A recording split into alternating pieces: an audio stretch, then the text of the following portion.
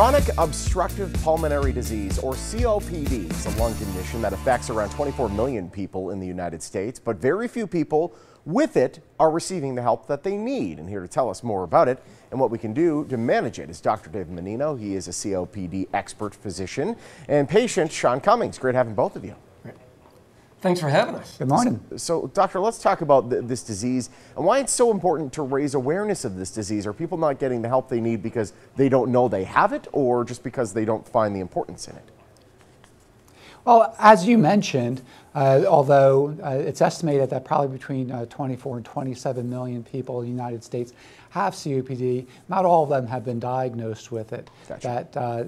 That in fact, there's probably somewhere between 10 and 12 million people who have evidence of COPD with no diagnosis. And without an appropriate diagnosis, you can't get the therapy that you need. Now, if you look at the data from Nevada, somewhere a little bit less than 7% of adults have evidence or have been diagnosed with COPD, but suggesting that there are probably another large proportion of the population that has evidence of COPD but have not been diagnosed with it. And COPD is both preventable and treatable.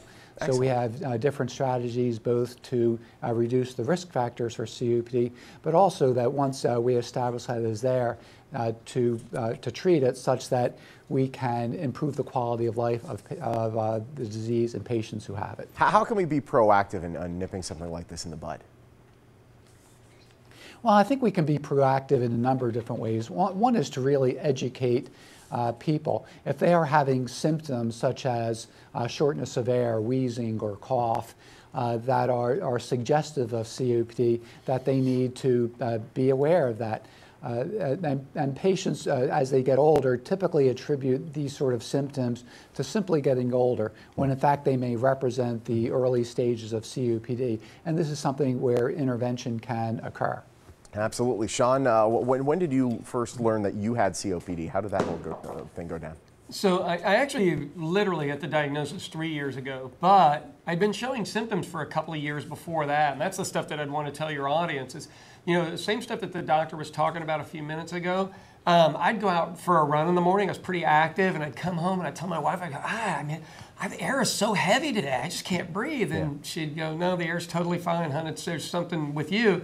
And I wish that I'd been making a list at that time of all these red flag things, because I played indoor soccer and I'd go get on the field for 4 minutes and be fine. And then it started to drop, where at 4 minutes I couldn't breathe, and so I dropped down to 2.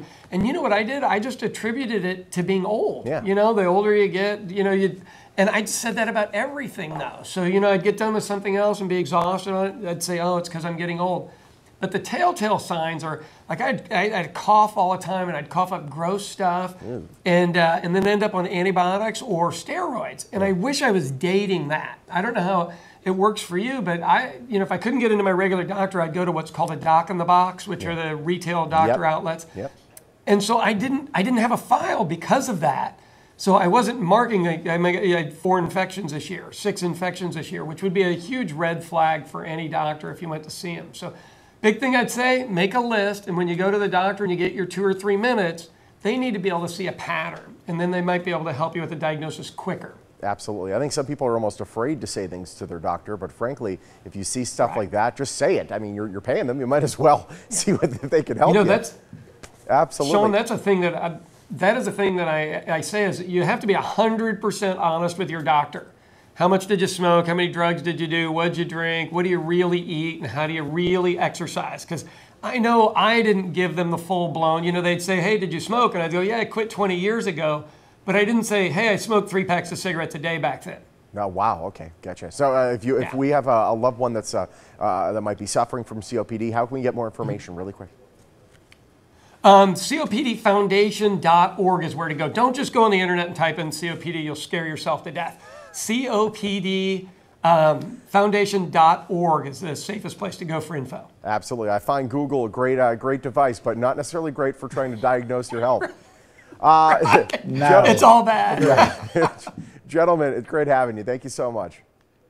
Thanks, Sean. Thanks, Sean. All right, if your loved one may be suffering from COPD, you heard about some of the warning signs. Don't just ignore them or don't think they're linked. Try to find help, see if perhaps you have it. Find out more information by going to copdfoundation.org. GlaxoSmithKline, a proud sponsor of the Morning Blend.